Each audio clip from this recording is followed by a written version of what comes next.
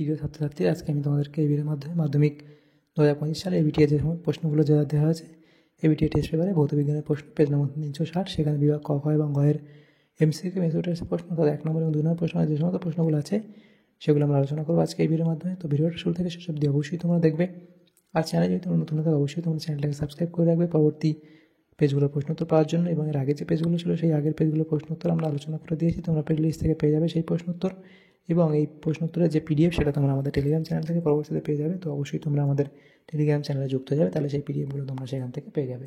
তো দেখো এখানে ভৌতবিজ্ঞানের যে প্রশ্নগুলো আছে বহু বিকল্প ভিত্তিক প্রশ্ন। 1.1 থেকে বলা আছে বায়ুমণ্ডলের কোন স্তরে জলচক্র ও উষ্ণতা নিয়ন্ত্রিত হয়। তো জলচক্র উষ্ণতা কোথায় নিয়ন্ত্রিত হয় সেটা হবে তোমাদের ট্রোপোস্ফিয়ার অর্থাৎ অপশান সি। এরপরে এসটিপিতে 112 ml অক্সিজেন গ্যাসকে তরলে পরিণত করতে তার ভর কত হবে সেটা হবে তোমাদের 0.16 গ্রাম। এরপরে আছে দেখো, সেটা বলা আছে একটি মৌলিক গ্যাসের অণু 3টি পরমাণু দ্বারা গঠিত, গ্যাসটির বাষ্প ঘনত্ব 24 হলে ওই মৌলের পারমাণবিক ভর কত। তো ওই মৌলের পারমাণবিক ভর তোমাদের হবে 16 অর্থাৎ অপশান একটি মৌলের গ্যাসের অণু 3টি পরমাণু দ্বারা গঠিত, গ্যাসটির বাষ্প ঘনত্ব 24 হলে ওই মৌলের পারমাণবিক ভর কত। তোমার ওই মৌলের পারমাণবিক ভর তোমাদের হবে 16। তাহলে হলো এটা। এরপরে প্রশ্ন দেখো 1.4 বলা আছে কোনো কঠিন পদার্থের দৈর্ঘ্য প্রসারণ গুণাঙ্ক আলফা, ক্ষেত্র প্রসারণ গুণাঙ্ক বিটা এবং আয়তন প্রসারণ গুণাঙ্ক গামা হলে alpha is to beta is to gamma এর মান হবে তোমাদের 1:2:3। এরপরে প্রশ্ন বলা হয়েছে দেখো 1.5 জল, সালফিউরিক অ্যাসিড, কাঁচ ও কার্বন ডাইঅক্সাইডের প্রতিসরাঙ্ক যথাক্রমে এগুলো দেওয়া আছে। তো কোনটিতে আলোর বেগ সবচেয়ে কম কোনটাতে হবে। আলোর বেগ সবচেয়ে কম হবে দেখো প্রথমে যেটা দেওয়া আছে সেটা জল, sulphuric acid, last carbon dioxide আছে। তাহলে তোমাদের অপশান বি সঠিক উত্তর হবে অর্থাৎ কার্বন ডাইঅক্সাইড। এরপরে 1.6 যেটা বলা আছে এটা কোথায় গেল, এইটা হবে 1.6 যে 1 সেন্টিমিটার ফোকাস দৈর্ঘ্যের কোনো উত্তল লেন্স থেকে বস্তুকে কত দূরে রাখলে প্রতিবিম্বের দৈর্ঘ্য বিবর্ধন হবে। তো সেটা তোমাদের হবে x/2 অর্থাৎ অপশান ডি।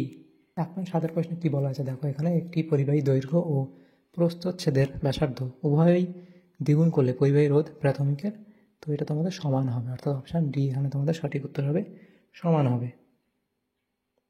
এরপরে প্রশ্ন 1.8 বলা আছে 220 ভোল্ট 400 ওয়াট বাতির রোধ, তো এটা তোমাদের হবে 1210 ওহম। এরপরে নিউট্রন প্রোটনে পরিণত হলে অপর যে কণাটি নির্গত হয় সেটি হলো কি ইলেকট্রন। এরপরে প্রশ্ন নিচের মৌলগুলির মধ্যে কোনটি সন্ধিগত মৌল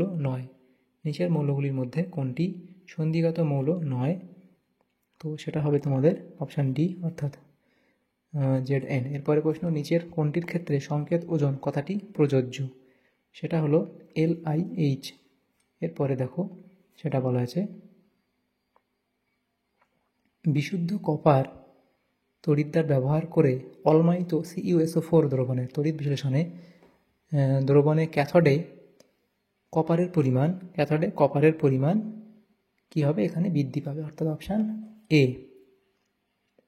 এরপরে বলা আছে দেখো যে K2Cr2O7 দ্রবণে H2S পাঠালে দ্রবণের অন্তিম বর্ণ হবে এখানে সবুজ অপশান ঘ। এরপরে প্রশ্ন ক্যালামাইন কোন ধাতুর আকরিক, সেটা হলো Zn। এরপরের প্রশ্ন 3 কার্বন বিশিষ্ট অ্যালকাইনে উপস্থিত সমযোজী বন্ধন সংখ্যা তোমাদের হবে এখানে 8টি অপশান এ, তাহলে হবে 8টি। এরপরে বিভাগ ক্ষয়ের মধ্যে যে সমস্ত প্রশ্নগুলো আছে দেখো সেখানে কী বলা হয়েছে। বিভাগ ক্ষয়ের প্রশ্ন সেখানে বলা হয়েছে আমাদের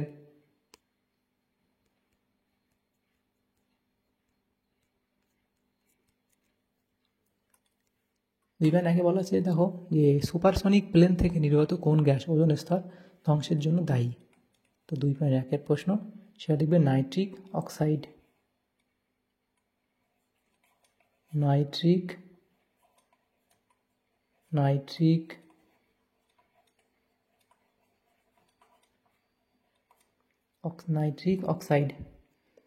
নাইট্রিক অক্সাইড, তাহলে এটা হবে NO।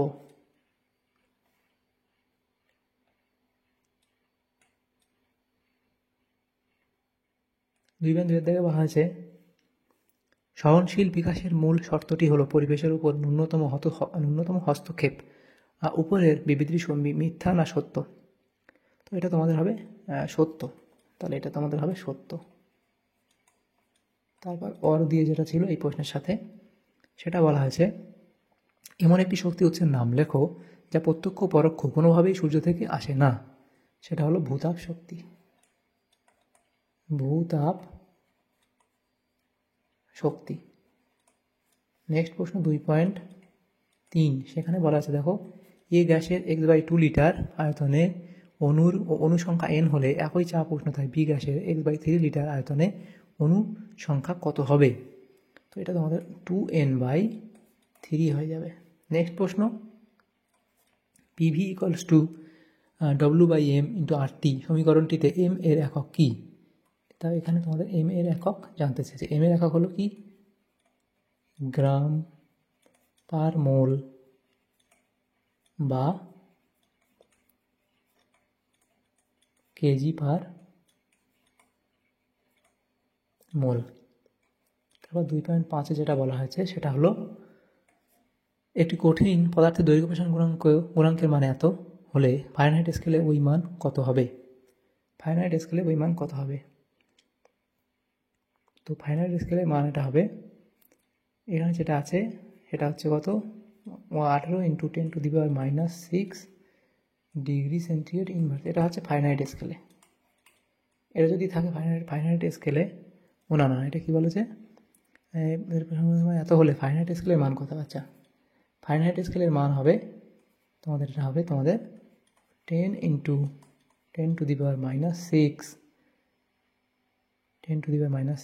Degree Fahrenheit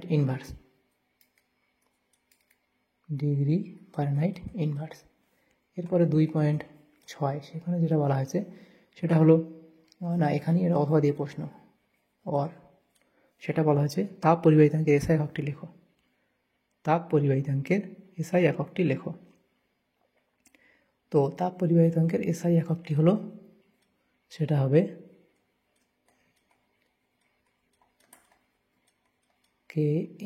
J × M inverse × K inverse × S inverse.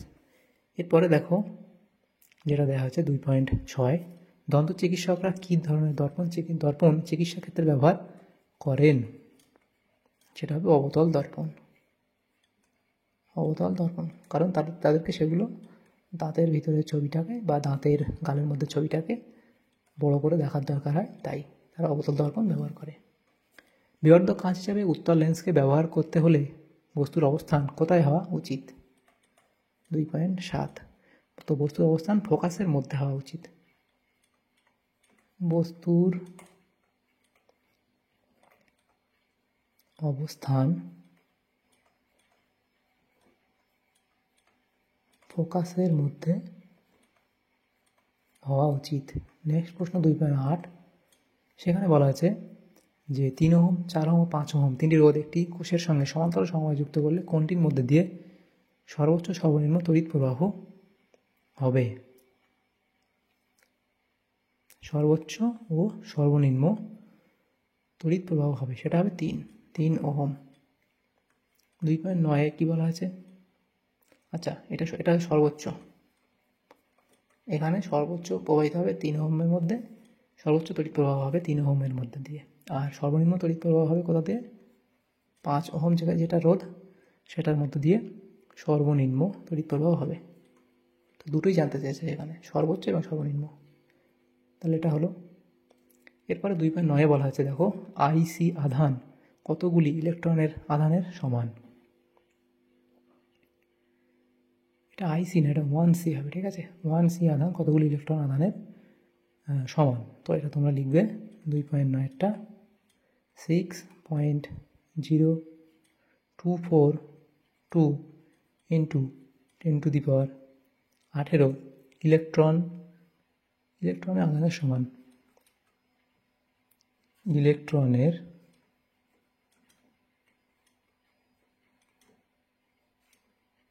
আধানের সমান। তো এটা হলো। এরপরের প্রশ্ন 2.10, সেটা কি বলা আছে? কোন তেজস্ক্রিয় রশ্মির আয়নন ক্ষমতা সর্বাধিক? সেটা হলো আলফা কণা। এটা কোথায় লিখি? তো এখানে তোমাদের লিখেছি 2.10টা।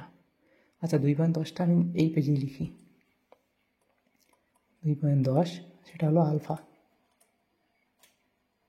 আলফা কণা। নেক্সট যে প্রশ্ন ছিল সেটা বলা আছে, অর্থাৎ এই প্রশ্ন 234X92 থেকে 3টি বিটা কণা নিঃসরণ নির্গত হওয়ার ফলে যে অন্তিম নিউক্লিয়াসটি গঠিত হবে তার প্রোটন সংখ্যা লেখো। তার প্রোটন সংখ্যা কত হবে? 90। আচ্ছা, এখানে কত ছিল? 92 ছিল এখানে নিচে। তাহলে প্রোটন সংখ্যা কত হবে? তোমাদের 95 হবে। তাহলে সেটা হবে 95, তার হবে প্রোটন সংখ্যা। প্রোটন সংখ্যা হবে 95। এরপরের যে প্রশ্নগুলো এখানে দেওয়া হয়েছে দেখো, সেখানে কি বলা হয়েছে সেগুলো আমাদের এখানে ডান দিক বাম দিক মেলাতে দেওয়া হয়েছে। বাম স্তম্ভের সঙ্গে ডান স্তম্ভ মেলাতে দেওয়া আছে। দেখো 17 নম্বর শ্রেণীর যে মৌলটির তড়িৎ ঋণাত্মকতা সর্বাধিক, তো সেটা হবে ফ্লুরিন। এরপরে আছে একটি ক্ষারীয় মৃত্তিকা মৌল। একটি ক্ষারীয় মৃত্তিকা মৌল হবে কি? ম্যাগনেসিয়াম। এরপর একটি ধাতু যেটি কার্বন বিজারণ পদ্ধতিতে প্রস্তুত করা হয়, সেটা হবে জিঙ্ক। এবং এটা হবে কি? ব্রোঞ্জে উপস্থিত, সেটা হবে টিন। এভাবে ডান দিক বাম দিক মিলিয়ে নেবে তোমরা। এবং ভারতে আছে তড়িৎ বিশ্লেষণ পদ্ধতিতে অশুদ্ধ কপার ধাতুর পরিশোধনে তড়িৎদ্বারের ভর হ্রাস পায়। তড়িৎদ্বারের ভর হ্রাস পায় কী করেছে প্রশ্নের মধ্যে? তড়িৎ বিশ্লেষণ পদ্ধতিতে অশুদ্ধ কপার ধাতুর পরিশোধনে তড়িৎদ্বারের ভর হ্রাস পায়। যা তো কি বললো প্রশ্নের মধ্যে? আচ্ছা, এটা একটু যদি প্রশ্নটা ছিল যে কেন হ্রাস পায়, সেটা যদি তোমরা লিখতে চাও, তো কেন হ্রাস পায় সেটা হচ্ছে কি? সেটা লিখবে কপার আয়ন, কপার প্লেট, অর্থাৎ কপার আয়ন, কপার প্লেট অর্থাৎ ক্যাথোডে জমা হয়। ক্যাথোডে জমা হয়, ফলে তড়িৎদ্বারের ভর কমে যায়।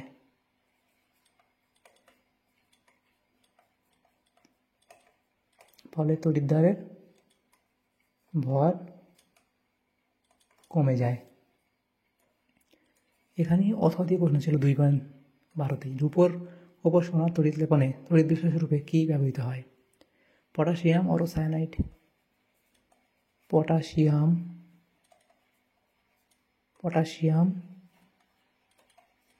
অরোসায়ানাইড। এরপরে আছে দেখো, নিয়নের সম ইলেকট্রনীয় একটি দ্বিযোজী অ্যানায়নের সংকেত লেখো। নিয়নের সম ইলেকট্রনীয় একটি দ্বিযোজী অ্যানায়নের সংকেত লেখো। তো এটা 2.13 প্রশ্ন। এটা লিখবে O2- অর্থাৎ অক্সাইড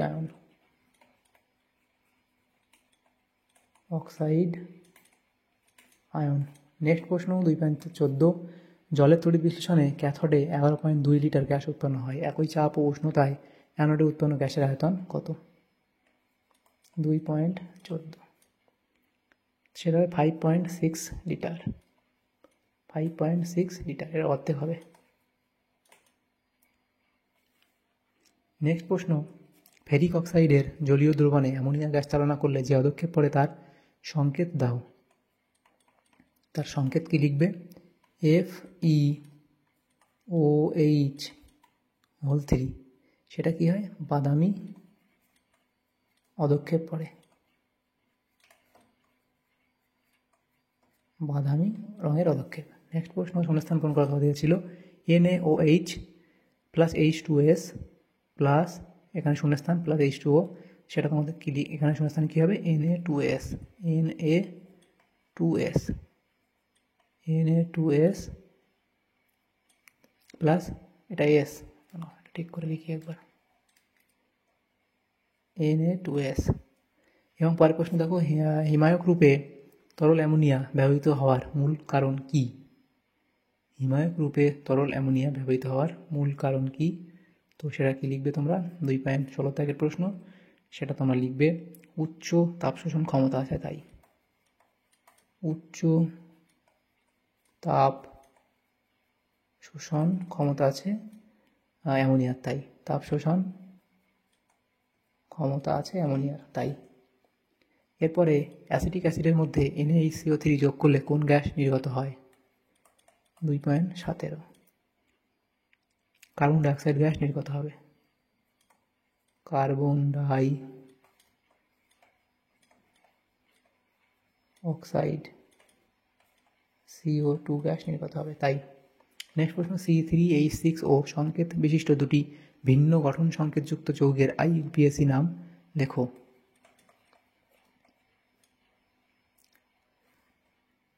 আচ্ছা, C3H6 সংকেত বিশিষ্ট দুটি ভিন্ন গঠন সংকেতযুক্ত যৌগের IUPAC নাম লেখো।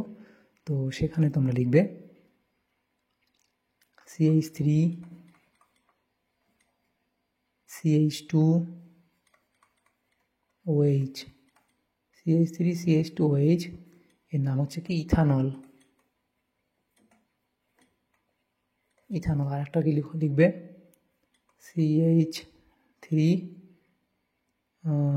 CH3O CH3, এটা হচ্ছে ডাইমিথাইল ইথার। Dimethyl ether. তাহলে এটা হলো। নেক্সট কথা দিয়েছিল মিথক্সি ইথেনের গঠন সংকেত লেখো। মিথক্সি ইথেনের গঠন সংকেত লেখো। তো মিথক্সি ইথেনের গঠন সংকেত কি? CH3O single bond CH2 CH3, এটা। তো এখানে দেখো মিথক্সি গ্রুপ, এখানে শুধু এই গঠন লিখতে বলেছে। তো মিথক্সি গ্রুপ কোনটা এর মধ্যে? মিথক্সি গ্রুপ হলো CH3O আর একটি ইথেন C2H5 আণবিকের সঙ্গে যুক্ত হয়েছে। তো এই সংকেতটা লিখলেই তোমাদের হয়ে যাবে। এরপরে দেখো যে প্রশ্ন আছে সেখানে বলা হয়েছে, আচ্ছা এই প্রশ্নগুলি ছিল আমাদের 1 নম্বর প্রশ্ন, মানে প্রশ্ন বিভাগ খ। এরপর বিভাগ গ এর মধ্যে যে প্রশ্ন সেগুলো আমরা আলোচনা করবো। প্রত্যেকটা প্রশ্ন 2 নম্বর করে আছে, 18 নম্বর দেওয়া হয়েছে এখানে। তো প্রথম প্রশ্ন দেখো, জ্বালানির তাপমূল্য কাকে বলে এবং এসআই একক লেখো। এফডি লিখবে। নেক্সট প্রশ্ন, 0 ডিগ্রি সেন্টিগ্রেড উষ্ণতায় রক্ষিত একটি নির্দিষ্ট ভরের গ্যাসের চাপ দ্বিগুণ ও আয়তন অর্ধেক করা হলো গ্যাসটির অন্তিম উষ্ণতা কত হবে? তো প্রথমে প্রাথমিক তাপমাত্রা যেটা আছে 0 ডিগ্রি সেন্টিগ্রেড, সেটাকে আমরা কেলভিনে কনভার্ট করে 273 যোগ করবো। তাহলে 0 ডিগ্রিকে কেলভিনে নিয়ে যেতে গেলে 273 যোগ করলে কেলভিনে নিয়ে যাওয়া যাবে। আমরা কোন সূত্র অবলম্বন করবো? P1V1/T1 = P2V2/T2। প্রাথমিক চাপ দিয়ে আমরা P ধরে নিলাম, তারপরে এটা প্রাথমিক আয়তন V ধরলাম। তাহলে চূড়ান্ত চাপ কত? দ্বিগুণ করা হবে, তাহলে 2P। আর চূড়ান্ত আয়তন কত হবে? অর্ধেক করা হবে, প্রথম প্রাথমিক অর্ধেক, অর্থাৎ V/2। এবং সমীকরণে আমরা এই সমীকরণে ভ্যালুগুলো বসাবো জাস্ট। তো মানগুলো বসালে আমাদের আসবে কত? T2 এর মান 273 K। তো এটাই আমাদের আসবে অন্তিম উষ্ণতা জানতে চেয়েছে, সেটাই হবে 273 K। এরপরে যে প্রশ্ন ছিল দেখো, এই প্রশ্নটা এখানে টাইপিং কোনো একটা মিস্টেক হয়েছে। দেখো দ্বিতীয় প্রশ্নটা যেটা ছিল 300 K এবং 570 mmHg চাপে 2.2 গ্রাম CO2 গ্যাসের আয়তন কত হবে? 570 mmHg। তো এখানে 570 mmHg, 570 mmHg চাপে এটা গ্যাসের আয়তন কত হবে? তো গ্যাসের আদর্শ সমীকরণ সেটা PV = nRT। সেখানে প্রত্যেক ভ্যালুর মান আমরা জানি, সেটা আমরা এখানে এটা আমাদের এই ভ্যালুগুলো আমাদের দেওয়া আছে প্রশ্নতে। এবং দেখো যেটা হচ্ছে মোল সংখ্যা নির্ণয় কী করে করবো? যে গ্যাসের ভর সেটা 2.2 গ্রাম এবং গ্যাসের মোলার ভর সেটা হচ্ছে 44 গ্রাম পার মোল CO2 এর জন্য, যেহেতু CO2 আমাদের বলে দেওয়া আছে। তো এবং তার মোল সংখ্যা নির্ণয় করবো। মোল সংখ্যা কি? সেটা হচ্ছে ভর বাই মোলার ভর। গ্যাসের ভর বাই মোলার ভর। গ্যাসের ভর কত? 2.2 বলে দেওয়া আছে এবং তার মোলার ভর কত? 44। দেখো এখানে যে মোলার ভর 44 কী করে হলো? কার্বনের আমরা জানি কত? 12 ভর এবং অক্সিজেনের কত?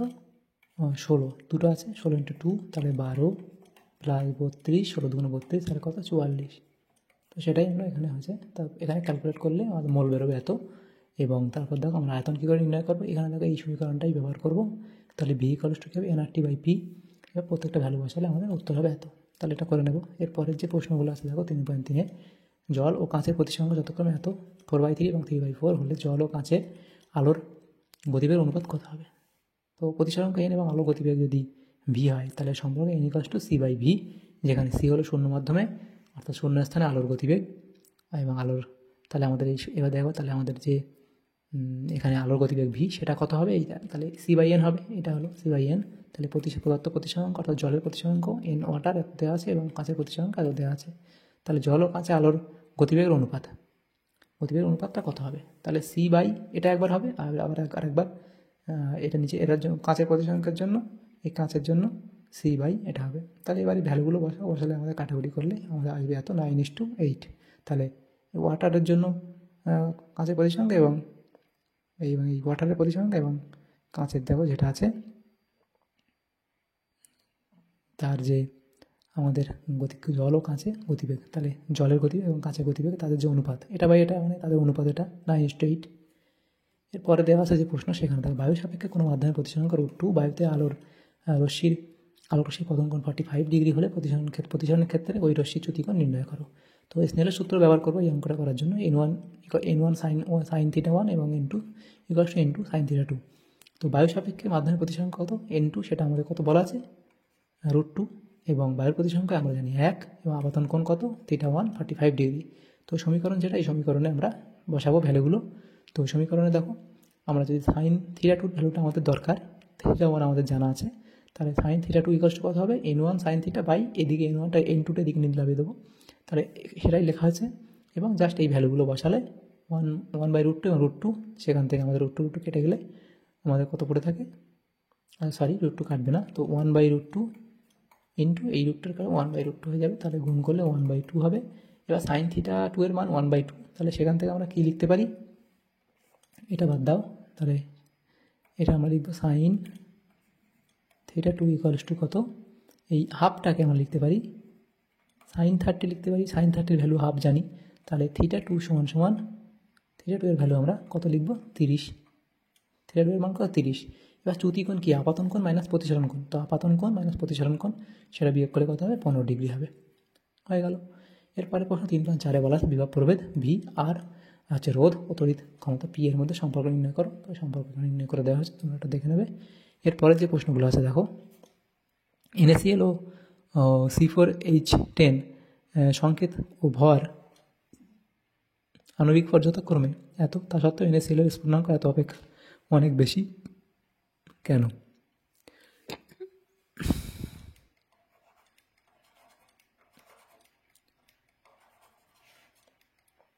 3/4 থেকে অঙ্কটা বলা আছে, দেখো প্রশ্নটা, NaCl ও C4H10 এর সংকেত ভর ও আণবিক ভর যথাক্রমে এত, তা সত্ত্বেও NaCl এর স্ফুটনাঙ্ক এত C4H10 অপেক্ষা অনেক বেশি কেন, সেটা তোমরা এখানে অবধি লেখা আছে লিখে নেবে।